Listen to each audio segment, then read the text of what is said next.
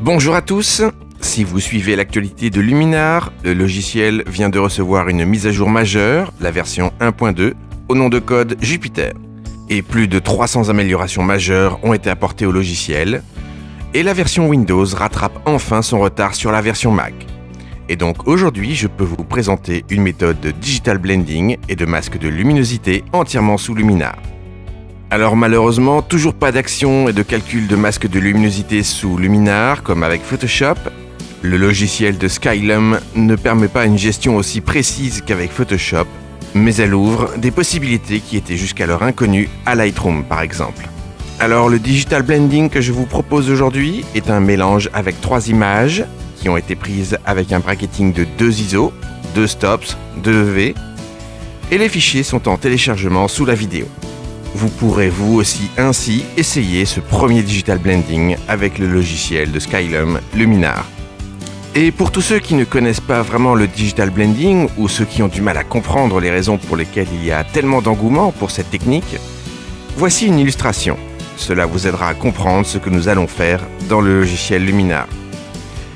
Pour le digital blending, nous partons d'une image de base, celle que notre appareil ou nous serions le plus à même de mieux exposer pour avoir une photo parfaite. Mais dans des situations de fort contraste, comme des levées couchers de soleil ou des photos nocturnes, vous avez certainement remarqué une zone brûlée, surexposée, ou une zone bouchée, sous-exposée.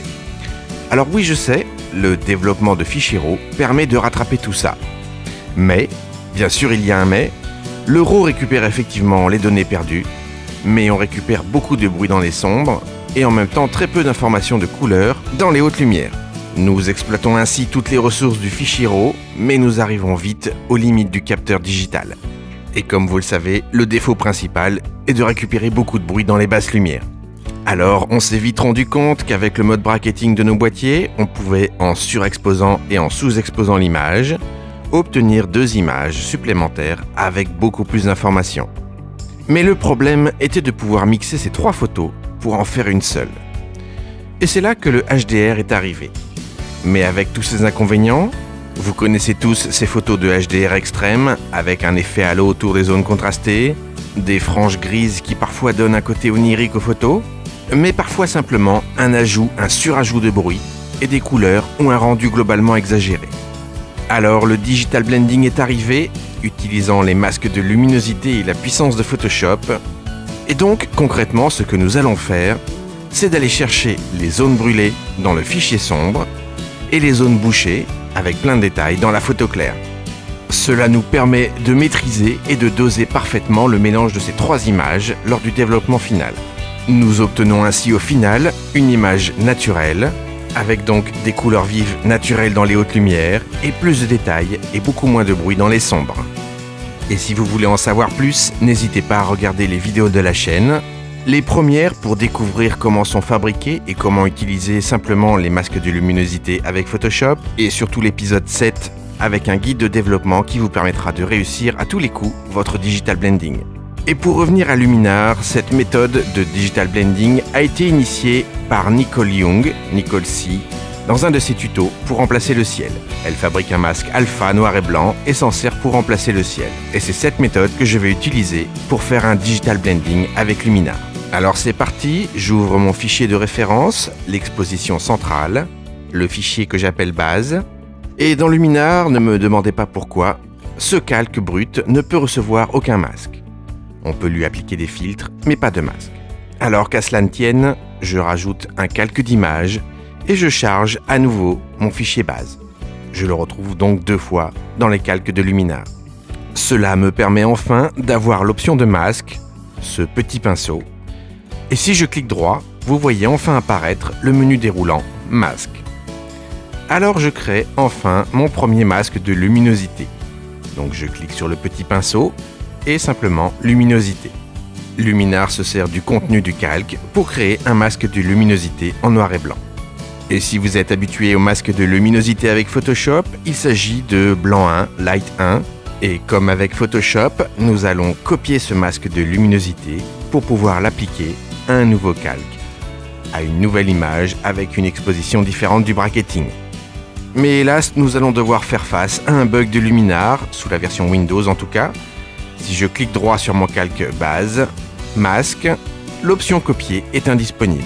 Mais en attendant que l'équipe de Skylum corrige le problème, nous allons contourner ce problème.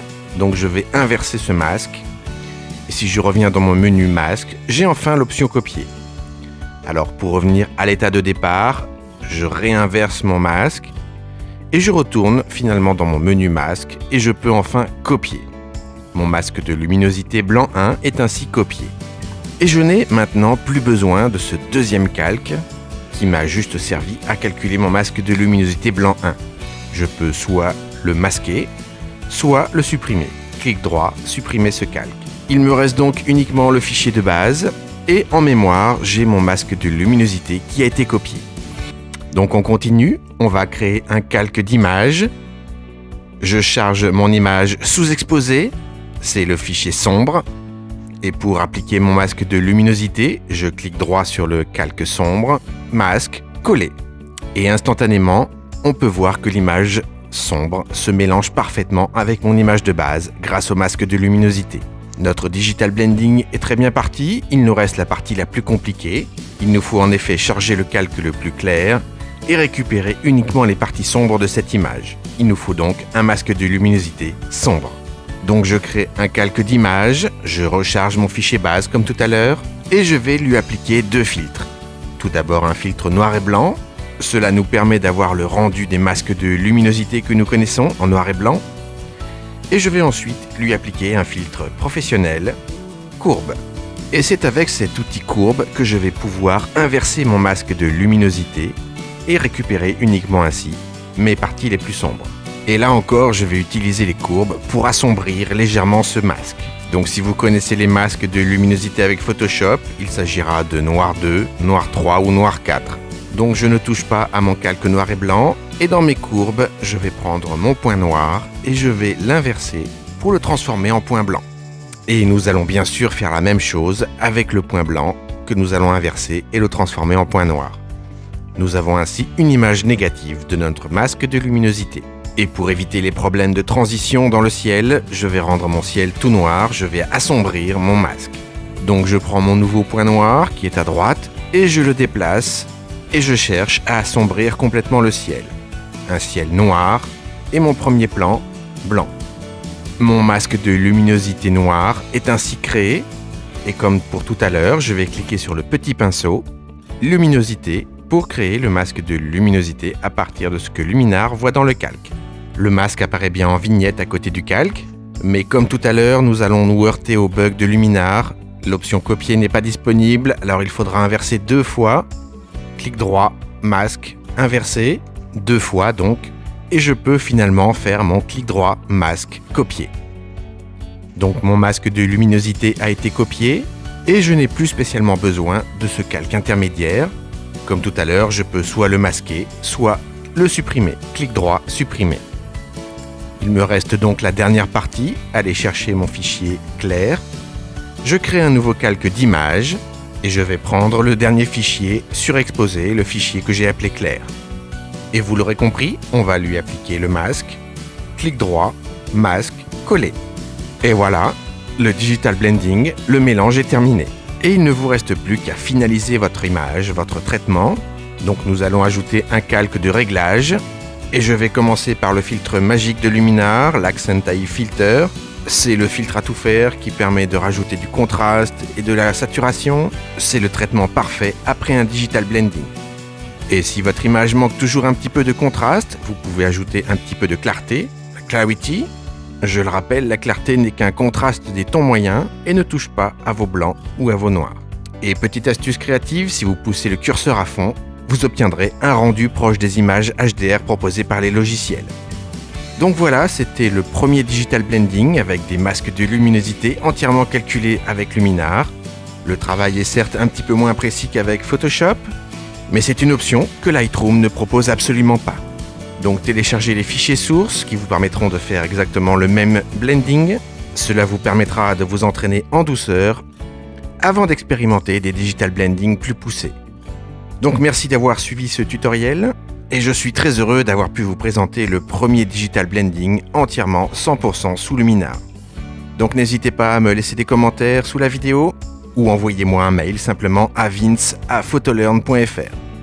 Je vous souhaite un bon digital blending, à bientôt. C'était Vince.